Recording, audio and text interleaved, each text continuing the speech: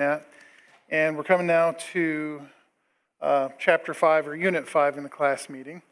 And I decided to go with John 12, verse 24, and this is Jesus who's talking. Good. I got the cameras are working now. So, I think we're right here, right there, one or the other. Anyway, so John 12, 24, Jesus is talking, and he says these words to the disciples. I tell you the solemn truth, unless a kernel of wheat falls into the ground and dies, it remains by itself alone. But if it dies, it produces much grain. So to this point, we've focused on the what and the why of the Wesleyan class meeting. And we're going to start to talk about the how a little bit. And in here now, and then we're going to continue doing that over the course of the next two sessions, the last two sessions. And during those two sessions, we're going to talk about the role of the leader, the obstacles to vitality of a small group, and the keys to a life-changing class meeting. And this is the reason I went to John, Jesus, who was saying in the Gospel of John about this kernel of wheat that has to fall on the ground and die in order to bear much fruit, is because this one is very much, I've got written up here on the whiteboard, and you may not be able to see that, but I've got phase 1, phase 2, and phase 3 written up here, and then kind of two possibilities that could result out of phase 3. And this is very much about a process of growth, development. It's organic, and there's even something of the cycle in life of life and death. And when we talk about the death of a small group, I don't want to give away too much, but that in and of itself can actually produce a positive result and actually more life, which that's right in keeping with what Jesus was talking about when he was talking about this kernel of wheat falling to the earth and dying. He was talking about that. On one level, he was saying, because, the verses around this, he's talking about how much we love our lives and desire to keep it, and what that means for us in terms of kingdom living, because Jesus also says in that same paragraph, whoever desires to keep his life will lose it, and whoever desires to hang on to it, whoever loses it, then will be able to hang on to it for eternal life, which on the one hand, it sounds like you can't win, because either you're going to lose the life that you want to keep, or you're going to keep this life you hate for everlasting life. But if you really think about the way Jesus uses the words love and hate in the Gospels, you begin to realize that what he's talking about is if you hold the things of the kingdom of God in higher esteem and are willing to offer up that life, like he says in John 12, 24, and allow that kernel of wheat to go to seed, instead of clinging on to the stalk that's been giving it life, if it's allowed to fall to the earth and die, what looks to us like death from our perspective, it's actually the beginning of new life. So let me get into it based on that, or starting there, and talk about, as I said, kind of the phases of the life of the Wesleyan class meeting small group. And y'all try to keep me honest on time. We want to make sure that we're wrapping up by about 7:30. So I'm going to try to move as quickly as I can through this, but I also want to give it the attention it's due.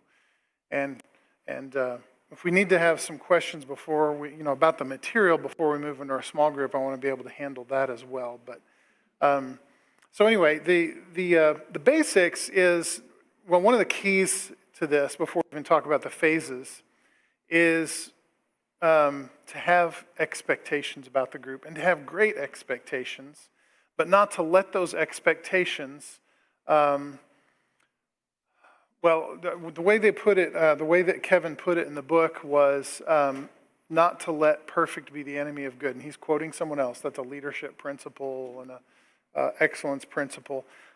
We do want to be as excellent as we can be, but our expectation of perfection can't be something that stops us from doing something good, because we can actually be paralyzed through a kind of perfectionism.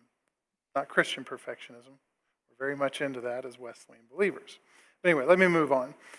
So expect good things to happen, but focus also on the good things that do happen, even if they're not the results that you had expected from the beginning.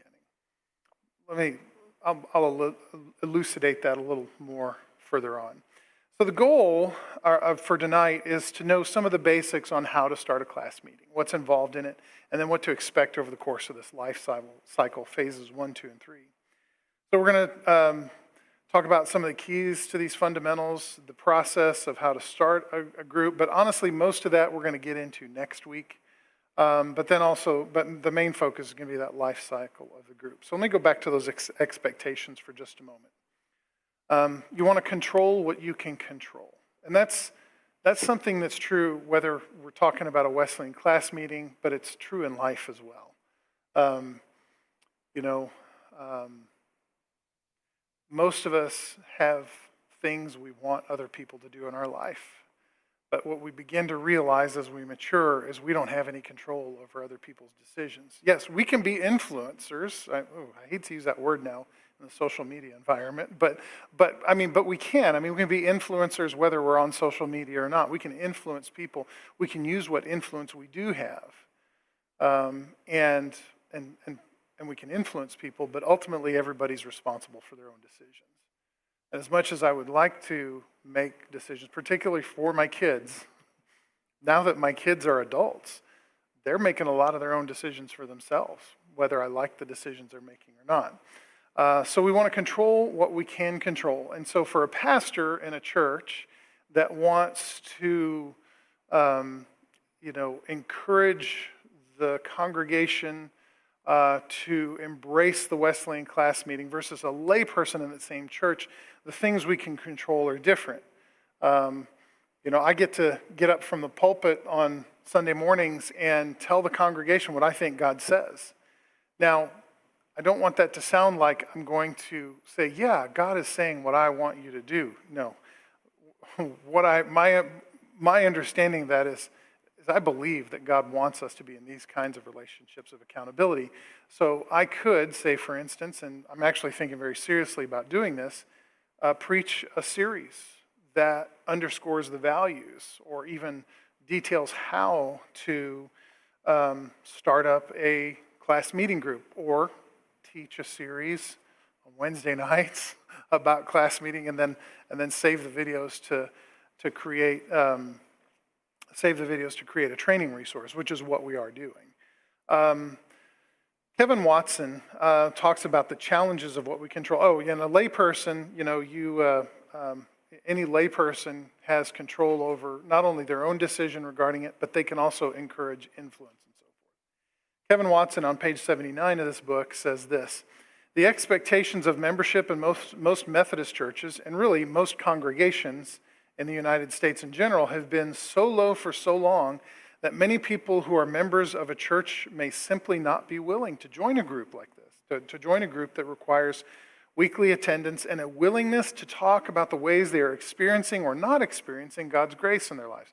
Now, let me stop there for a minute on this quote and just say, I actually think what people are not willing to talk about very often in groups is, because they might say, oh yeah, experiencing God's grace, that's a good kind of nebulous way to describe things, but what he's talking about really is getting in and doing the deep soul work and being accountable to each other and really confessing to each other where we're struggling, and then being willing to pray in an environment where people can trust one another. Anyway, let me continue with what he was saying. He said, you cannot control the level at which someone else is willing to commit their faith. You can decide, and that's his emphasis, you can decide to invest more deeply in your own faith and invite others to join you. So we can influence, we can encourage, we can invite, we can resource. Second, he says in this section on the fundamentals, that we need to keep the attention on those who are responding. And again, this is kind of about managing those expectations, especially when some of our expectations start to get disappointed. Like sometimes I'll lift up what I think is a really good idea from the pulpit or in the context of a meeting, and it's just like you can hear the crickets chirping after it as people kind of blink at you blankly. But in those moments we have to not get discouraged, because there are always other victories we can celebrate. Any move in the right direction is a good thing. So say in a small congregation, if you get just one group started, that's a victory. That's a success, because there's a group of 6, 8, 12 people that are intentionally working on their faith. And especially in a small church, that can become a core of leadership. And that's something that can multiply outward from there. So sometimes we like instant results. We want to, we want things to change overnight, and very often it's just more organic than that. A third, don't underestimate the possibility. Don't underestimate. So, we want to manage the expectations, not get disappointed when things don't go quite like we'd hoped they would. But on the other hand, don't underestimate the possibility of deep cultural change in your church. It is possible, and of course, it's desirable. And Kevin Watson says, hope for it, expect it, pray for it. That's what he said in the videos on this series. By the way, if y'all want those videos, just let me know, and I'll be happy to share with them. So on page 80 of the book, he shares a testimony from a guy who's now a bishop, but he was a pastor of a church in Fort Lauderdale. And they experienced a lot of success with this. And here's what Pastor Wills, now Bishop Wills, says about that. And it's in his book, Waking to God's Dream. Being in a small group is as important as being in worship each week, he says. Here's the testimony of the impact of committing to these groups at his church. He says, within 6 months of beginning our first 20 Wesley Fellowship groups, I began to sense that God was doing a new thing at Christ Church. That's the name of the church in Fort Lauderdale that he used to pastor. I began to sense that God was doing a new thing at Christ Church. There was a movement of the Holy Spirit. As the leader, I now knew the direction in which God was leading our congregation. The most exciting days for Christ Church were just ahead of us. It's an exciting place to be. Kevin Watson continues, in a recent conversation with Bishop Wills, he indicated that these groups were most likely to succeed when the senior pastor championed the groups publicly, so that gives me some responsibility, and consistently before the entire congregation. This also meant that the senior pastor needed to be in a group. I'm glad to report I am in a group like this. This also meant that not merely advocating their benefit with no real connection to one. In other words, the leader of the congregation must be willing to go where he or she leads. That is so true.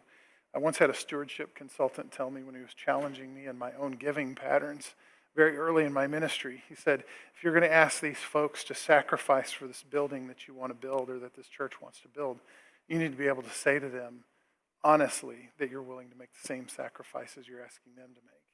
And he was absolutely right. And I didn't think we could afford it, but we prayed about it. God gave us some direction. We did it, and it blessed us. I mean, we made what looked like a significant sacrifice to us, and we're just so blessed through that. And that's the same is true of anything like this. And I can already report that I've been very blessed by that connection in that group with other pastors. At Christ Church, he continues that there was a significant shift of the culture of the congregation as a result of the move to the Wesley Fellowship groups. That was their name for the class meetings. By the time Wills left the church to serve as a bishop, the church had 170 of those groups. They went from 20 groups to 170.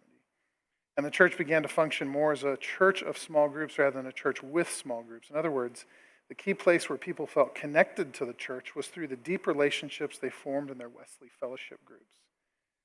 Anyway, so I think that speaks to the potential this has for deep change. And we may not be able to start up 20 right at first, but one group can multiply, and we'll talk about that a little bit more. So when you're trying to get it going, of course, as we've already mentioned, if the pastor's invested in it, as your pastor is, then we encourage the pastor to lift it up, preaching series, so forth. I was even thinking that a good name for a series like this might be There's a Method to Our Methodism, but anyway, we can work on that if that sounds too goofy or too insider for the marquee. But the churches that are the churches that are growing that are not Methodist very often are doing so because they're doing a better job at these groups, these Wesleyan class groups or something very much like them than we are. They've kind of co-opted our heritage intentionally or unintentionally, and I think that's just because that's how God intends for us to live life in the community of faith, is in small groups that have accountability. So, we'll be challenged to positively identify, proactively identify class leaders, thinking about people with spiritual gifts and wisdom, and get those folks discipling other people.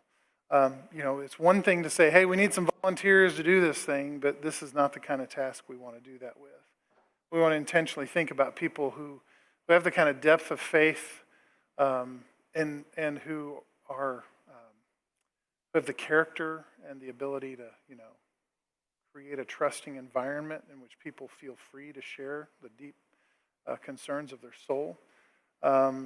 And Kevin Watson even says, and he said this in the videos as well as in here, that if there's a question as to whether or not someone should serve, like if there's somebody who's only has time to either do something like finance committee or governing board or do the class meeting, that they should do the class meeting because he believes it's that important.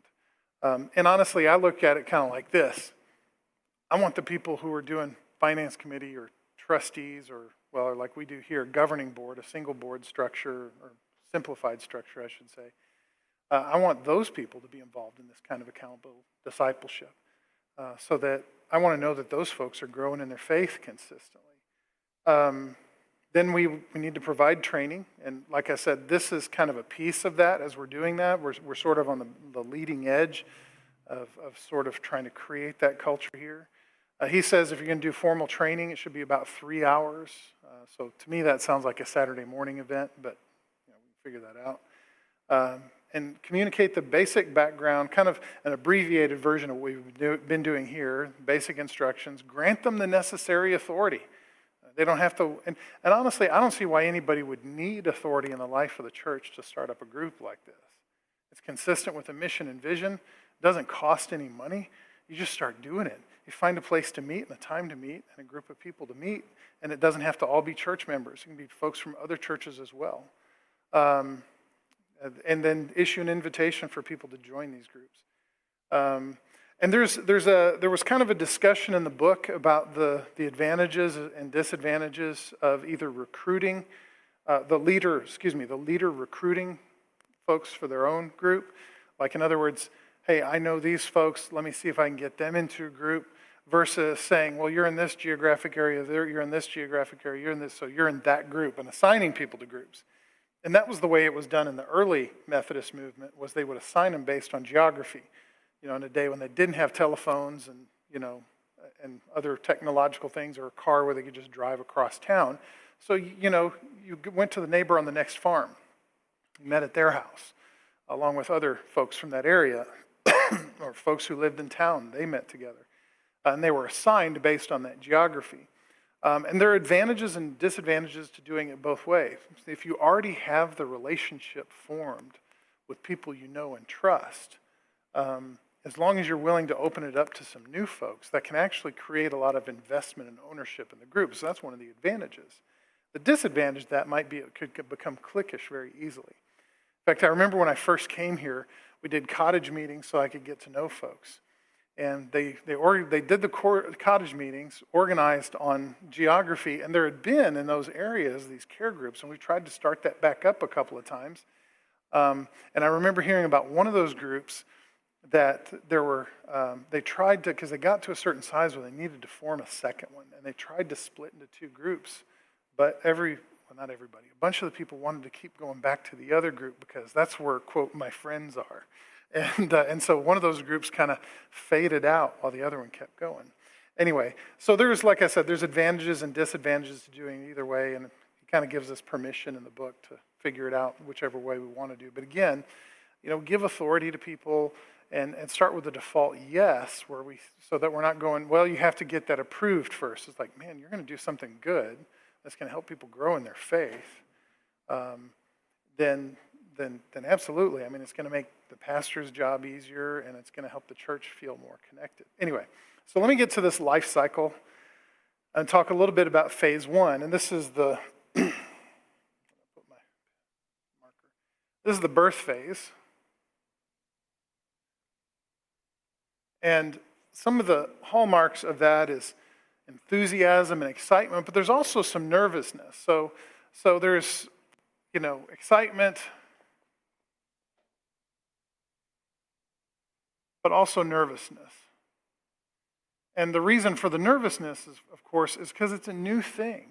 And it also involves a level of trust that has to be cultivated. And, I've had a couple of discussions lately where, I've heard this maxim repeated a couple of different times. That trust is something that's easy to lose and hard to build. And so, as people get started, it's hey, we got this cool new group, and we're really excited about it, but I'm also kind of freaked out because they say we're supposed to ask each other the question, how is it with your soul? And I'm supposed to answer that honestly. So that can make us a little bit nervous. Phase 2, which could be described as the middle phase. The middle phase. There's a lot of growing and growing together. So this is kind of a growth phase. And we're not talking really so much about numbers because for the most part, one of these groups, unless there's someone who joins that's kind of connected or would be good to be connected to that group, that say joins the church, it tends to be kind of static for a while. You're not trying to get the largest group possible. There's an ideal size for it. It gets too large, it gets unwieldy, and in order for everybody to participate, it's going to take hours to do it. And really, ideally, I think these groups last about an hour and a half. Beyond that, it starts to get where people are looking at their watches and wondering if they can go. But there's some growing together in identity and routine. People show up for the group and they kind of know what to expect. They don't have to go, now what's the question we're supposed to ask or who goes next or anything like that. You just sort of start to begin to form some rhythms together. Energy may start to decline at this point. Things may begin to become routine. And one of the risks there is that once you begin to sort of find out where the scariest places are to go in your soul, then people will begin to possibly walk around those verbally.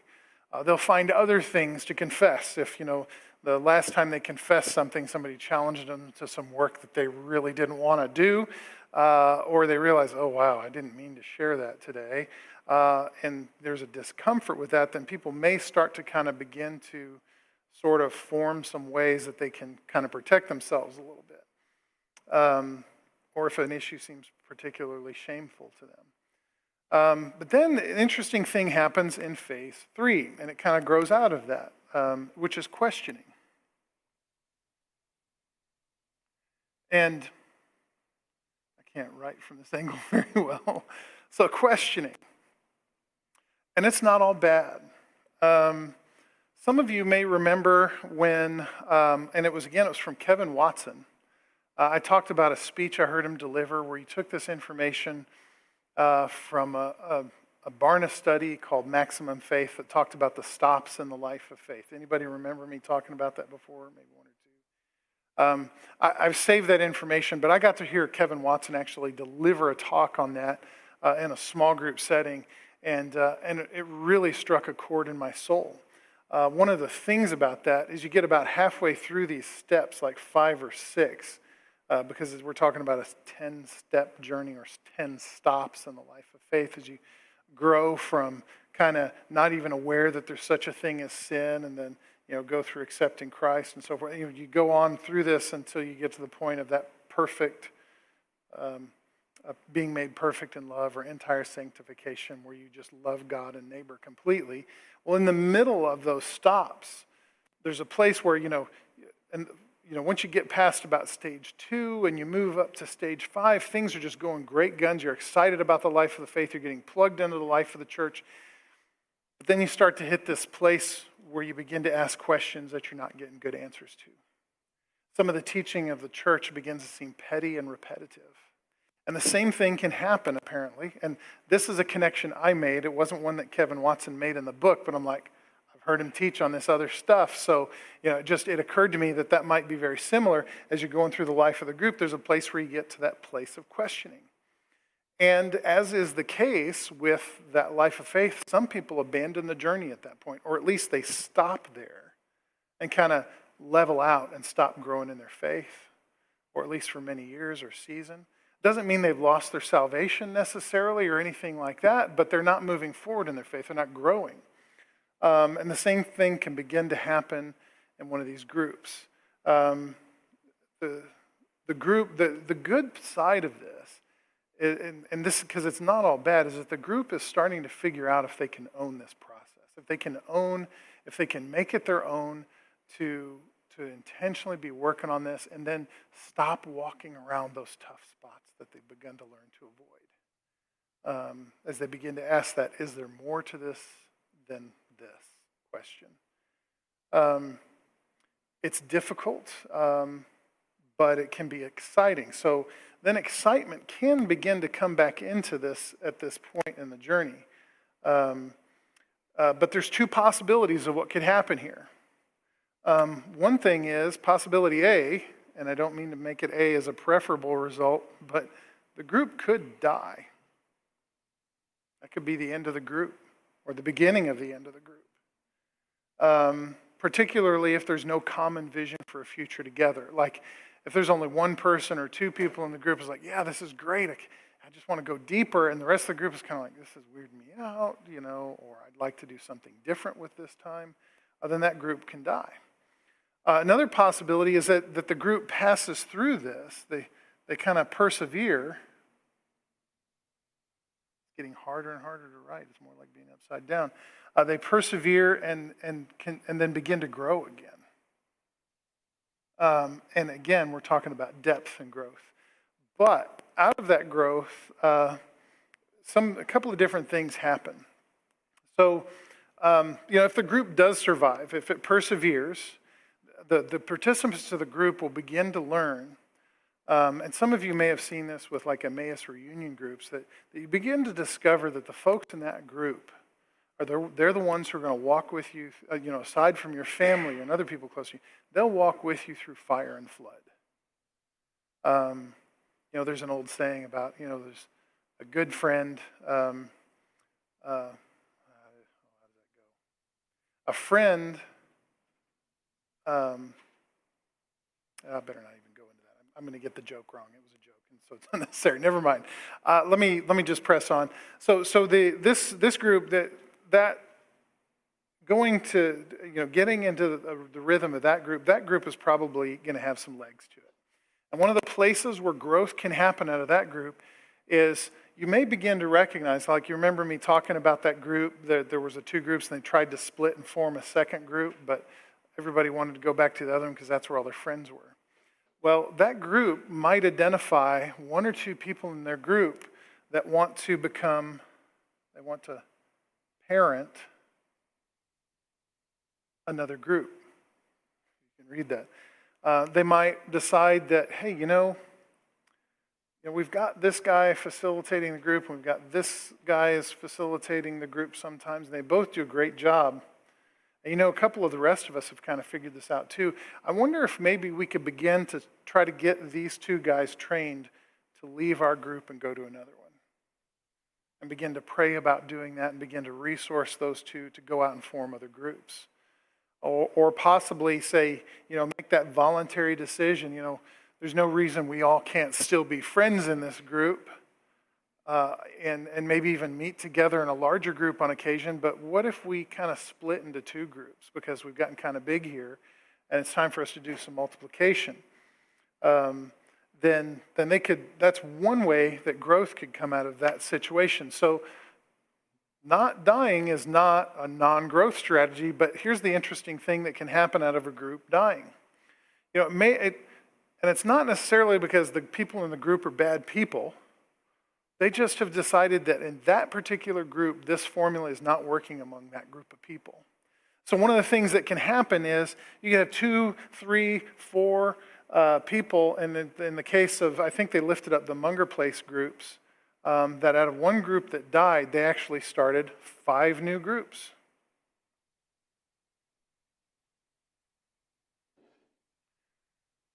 Looks like hieroglyphics up here.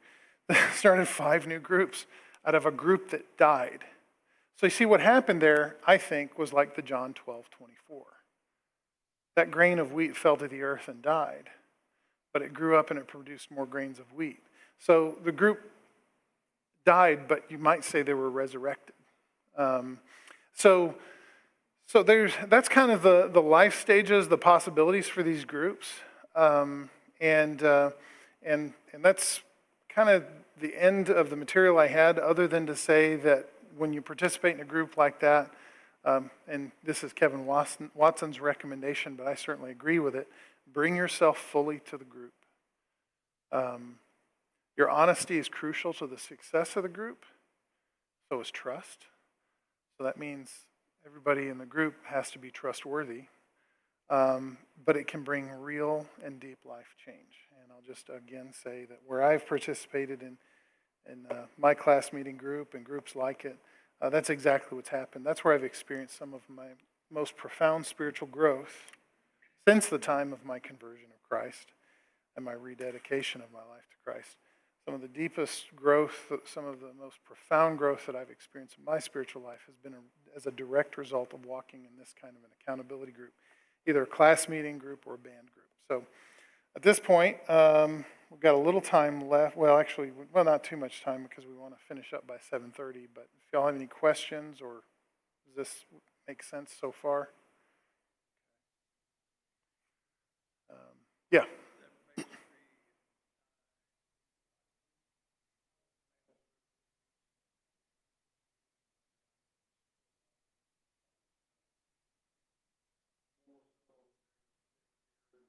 Right. Yeah. Yeah. Yeah, and as you know from those Emmaus reunion groups, and by the way, that was built on the same model of the class meeting that we're talking about, is what the reunion groups are all about. Because yes, I mean, you ask that question of each other, how is it with your soul? You know, what are your struggles and successes? You know, where did you see Christ? Where was discipleship denied? You know, those are some of the questions from the Emmaus group. So that invites people to participate on a level where it's not just a group of people gathering to pray about various different people they know who have medical concerns, which is not bad to pray for those things, but very often that's what happens with our prayer time in groups is, you know, we might lift up our own issues, but we're more likely to talk about what somebody else's suffering is. Again, not a bad thing to pray for, but this invites that deeper level. And when you get, and like if a group is too big, and because I know I've seen this before, like with the Emmaus reunion groups, sometimes they have to be closed because they've gotten to a size where if they don't divide, the effectiveness of the group is going to diminish. So sometimes, yeah, it is like, you know, hey, I'm moving to this area, or I live kind of far away from the rest of you guys. You know, I think I'm going to start a group. Could you all be praying for me and resource me as I'm starting up this new group? Yeah.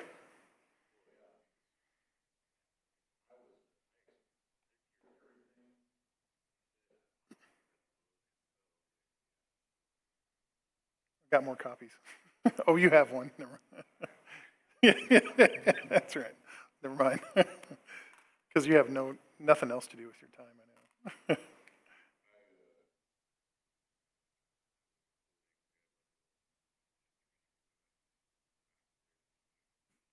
Now people online can hear me. There you go. No, I was going to say that, I mean, a lot of my development in Christ was in non-denominational college groups, and this is basically what we did. I don't really see any differences. It was not Wesleyan, but I don't see, I mean, it's a small group as far as I know. Yeah, and you grow people, you meet together. It's real. It's like the New Testament church. Right. I mean, New Testament church wasn't big corporate worship like we try to do, although that's good, but it takes, real relationships. But yeah, you do that, and you have, it's a lot of close relationships. You have a leader, and then, you try to grow it, bring people to Christ, disciple each other, and then multiply is what, it's exactly what we did. I would have, we'd have 20 people in a college house, 20 college kids, and a lot of times we multiplied, and Before I started getting into learning the history of the Wesleyan and Methodist movement, I actually thought that this kind of thing was something that non-denominational and Baptist churches did. I didn't think we did. I really did. I didn't think it was a Methodist thing. Well, then I start learning about the history, and I'm like, oh, this is exactly, and I think it's exactly that. It's because it's not really, it's not, we say it's in our DNA as Methodist, but it's just biblical. Yeah, I think it's just what the Big C church is supposed to be doing, which is discomforting. Yeah, it is, I think, real church. Any other comments before we?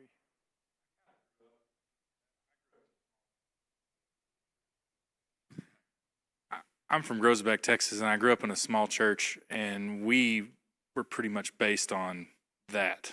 Everything was a small group. Even our our youth group was split up into, I think it was 3 different groups, and we would all split up into those small groups and have those meetings, and we would come together at the end. And then everything at church was based on, the Sunday school classes. There were several of them. It was usually based on age, but there were other groups outside of that, during the week or after church, men's and women's groups and things like that. But I can just remember all of those things. It was always a smaller group of people and a leader in that group that was, driving, whatever we were learning during that week. And I would like to get back to that. So I think this is great. Amen. Yeah, I remember. Well, you know what? That's okay. It must not have been meant to say. Yeah.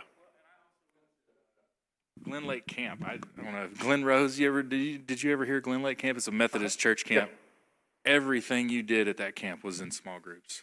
I mean, most of it was in small groups, and then at the end of the day, you would get back and there's value in the big group. Yeah, but the real deep level work. Right, everything you would drill down in those small groups, and it was very cool. So yeah, and that's what I remembered I was going to say, because it came right out of the reading, and I'd heard this before, was when you grow big, you have to intentionally grow small, and that doesn't mean we got to kick everybody out of church, we're getting too big. What it means is that people are going to start to get lost.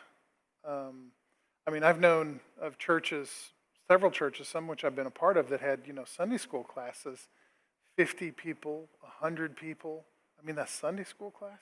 And what that really turns into is another large group gathering. It's more of a teaching time. And there's nothing wrong with teaching, and we do want information, but for this transformational model, you kind of have to put the teaching aside and work on the growth. And you have to, and I remember hearing people, I was serving a church, it was really kind of a medium-sized church, but in a suburban environment. So compared to the local non-denominational megachurch, it seemed small. And we had people coming to join us from that other church because they wanted the small church feel. We're going, okay, so does that mean that if we grow, you're going to want to leave? but I realized that what they were saying was they wanted that connection. They didn't want to get forgotten. They wanted to know somebody cared if they didn't show up. And I'll tell you, even with worship attendance like ours, which is not big right now, ever since the pandemic, it just hadn't come back like it was. And a lot of people are watching online, and there's a convenience of being able to, I'll watch it on Thursday instead of Sunday, or and worship then. And that's not a bad thing, but even in a group that size on Sunday morning, if somebody doesn't show up for a few weeks, I'm not the first person to notice. The person who usually sits next to him that's going to notice, and by the time I notice, it might be too late. They've already made another commitment with that time, joined another church, whatever the case may be. But the class meeting model doesn't take the pastor to notice. It's like, gosh, Joe hadn't shown up to our group in a couple weeks. Let's give him a call. See how he's doing. Anyway. Anything else? Oh, yeah. Yeah. Sure. Oh, you want to hand the microphone to him? So, since we're still recording and still online. Because it's a great quote.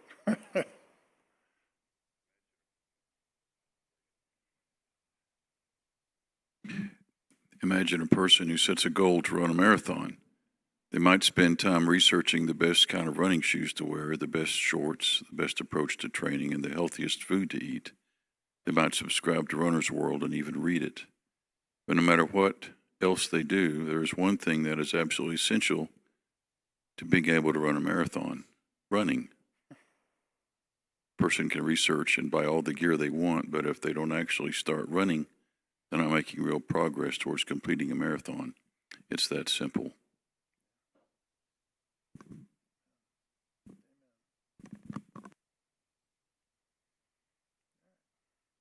else before we move into our discussion? All right, Seth, are you on the broadcast still? All right, if you want to go ahead and end it, yeah, y'all have a good night.